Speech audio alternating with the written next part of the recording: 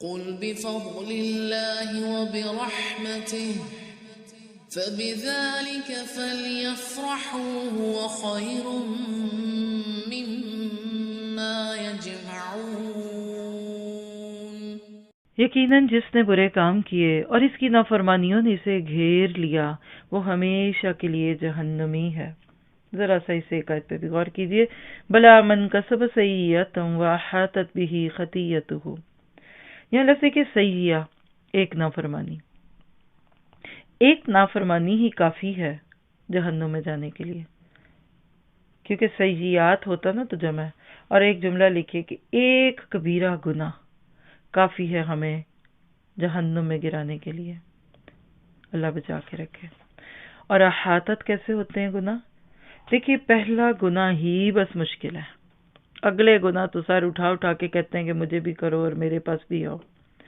جب آپ پہلا گناہ کریں اور نہ ڈریں بلکہ اس کی لاجکس پیش کریں اور یہ بولیں کہ آج تو سب کرتے ہیں، یہ آج کون سا دور ہے، اور چونکہ ہم ویسٹ میں رہتے ہیں تو یہ کرنا پڑے گا، دیکھو 2020 آ گیا تم پھر قرآن کی باتیں کرتے رہتے ہو، یعنی بندہ گناہ کرے اور نہ ڈرے تو احاطت بہ خطیئتہ کی کیفیت ہے۔ میں نے جب اپنے نوٹس شروع میں بالکل جب اس آیت کو سمجھا نا تو میں نے ایک چھوٹا سا ایسے میپ بنایا ہوا تھا اپنے نوٹس میں، ایک نقطہ جس کے اوپر گناہ سن، پھر اس کے ارد گرد ایک دائرہ، کمپس سے جیسے دائرے نہیں ڈالتے ویسے ڈال لے، یہ ہوتا ہے۔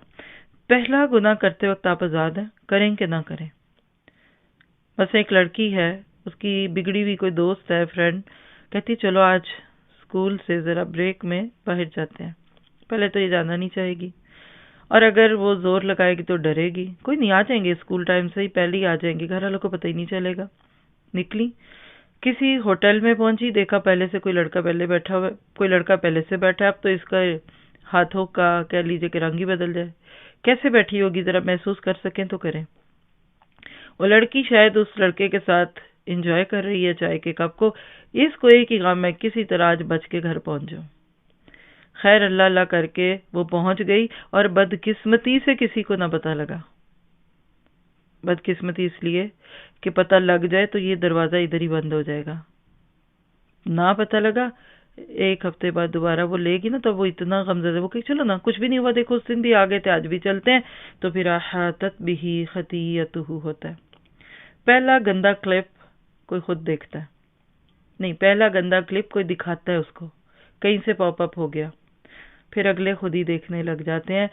اس کے لیے کام کیجئے، دروازے بند کر دیجئے، اور رمضان تو آ ہی رہا۔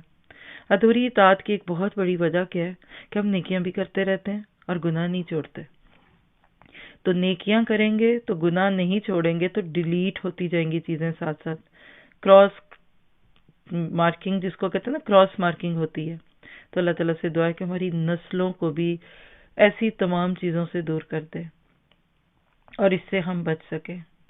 فَأُولَئِكَ أَصْحَابُ النَّارِ هُمْ فِيهَا خَالِدُونَ، پھر ہمیشہ کے جہنمی اور اس میں رہنے والے، یعنی دنیا میں اندھیرے پسند کیے تھے جہالت کے، اللہ نے جہنم کے اندھیرے دے دیے۔ اس کے برعکس آپ کی میری دعا اور خواہش اور ٹارگٹ، والذین آمنوا وعملوا الصالحات اولئک اصحاب الجنت هم فیہا خالدون، اور جو لوگ ایمان لائیں اور نیک کام کریں وہ جنتی ہیں جو جنت میں ہمیشہ رہیں گے۔ اللہ تعالیٰ آپ کو مجھے اس جنت کو پانے کے لیے مکمل اطاعت کی توفیق دے، کٹی پھٹی ادھوری نیکیاں نہیں کرنی۔